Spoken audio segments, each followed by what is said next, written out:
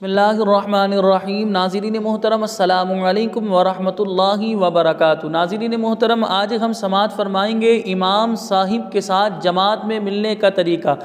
بعض دفعہ ایسا ہوتا ہے کہ انسان کی مصروفیت کی وجہ سے ایک آدھ رکعت نکل جاتی ہے جب ہم جماعت میں شریک ہوتے ہیں، تو لہذا جیسے قاعدہ اولیٰ میں امام صاحب بیٹھے ہوئے ہیں، اب مقتدی نمازی آیا، اس نے تکبیر کہی، تکبیر کہنے کے بعد قاعدہ اولیٰ میں بیٹھا۔ اب وہ جیسے ہی قاعدہ اولیٰ میں بیٹھا، امام صاحب جو ہے وہ تیسری رکعت کے لیے کھڑے ہو گئے، تو یاد رکھیں شرعی مسئلہ یہ ہے، فقہاء کرام ارشاد فرماتے ہیں اب ایسی صورت میں مقتدی جو ہے اس نے اتحیات جیسے شروع کی تھی، اب وہ اتحیات پوری مکمل کرے گا۔ اب وہ اتحیات جلدی اتحیات مکمل کرنے کے بعد اللہ اکبر کہتا ہوا تیسری رکعت کے لیے کھڑا ہو جائے، یہ درست طریقہ ہے۔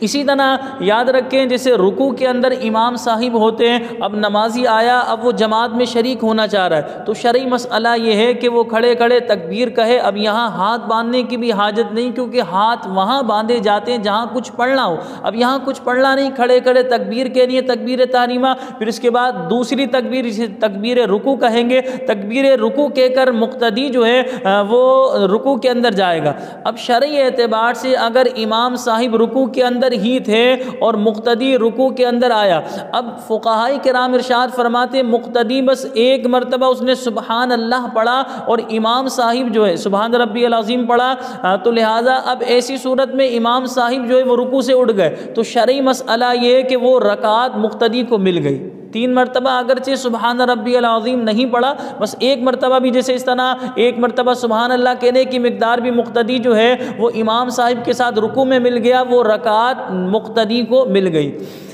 اب جو ہے اب شرعی اعتبار سے ظاہر سی بات ہے جب امام صاحب قوما میں چلے گئے، یعنی رکوع سے اٹھ گئے قوما میں، تو لہٰذا اب نمازی بھی جو ہے وہ قوما میں آ جائے گا، رکوع سے اٹھ جائے گا، لیکن یہ رکعت مل گئی۔ یہ ہم نے 2 صورتیں بتائی۔ ایک اور صورت ہے، بعض دفعہ ایسا ہوتا ہے امام صاحب جو ہے قاعدہ اخیرہ میں بیٹھے ہوئے ہوتے ہیں، اب قاعدہ اخیرہ میں بیٹھے ہوئے ہیں، تو اب ایسی صورت میں جو ہے مقتدی نے تکبیر تحریمہ کہی اور تکبیر تحریمہ کہہ کر جو ہے اس نے قاعدے کی تکبیر کہہ کر جو ہے قاعدہ میں بیٹھ گیا۔ اب اس نے اتحیات پڑھی، اتحیات کے کچھ ہی الفاظ ادا کیے تھے کہ امام صاحب نے سلام پھیر دیا، تو وہ اتحیات پوری مکمل کرے گا، اتحیات مکمل کر لینے کے بعد اپنی بقیہ نماز ادا کرے گا۔ یہ ایک اور صورت آپ کے سامنے بیان کروں، یہ ساری صورتیں جو تھیں آپ یقیناً سمجھ رہے ہوں گے۔ ایک اور صورت جماعت میں ملنے کی،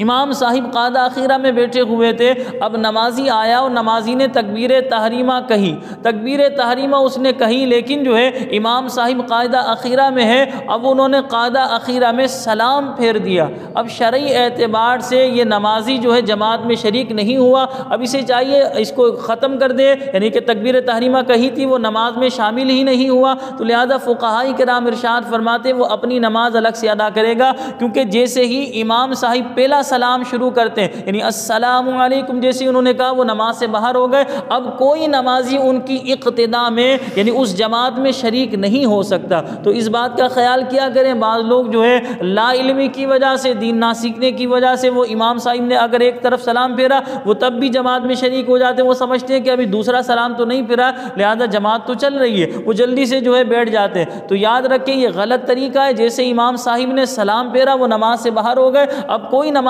ان کی اقتداء نہیں کر سکتا، یعنی آسان لفظوں میں اس جماعت میں کوئی نمازی شریک نہیں ہو سکتا۔ اب نمازی کو چاہیے اپنی بقیہ نماز الگ سے ادا کرے۔ تو یہ جماعت میں ملنے کی چند صورتیں تھیں، یقیناً آپ مسئلے کو بآسانی سمجھ گئے ہوں گے، اگر نہ سمجھ میں آئے تو ویڈیو کو بار بار دیکھ کر سمجھ لیجئے گا۔ مجھے اپنی دعاؤں میں یاد رکھیے گا۔ السلام علیکم ورحمۃ اللہ وبرکاتہ۔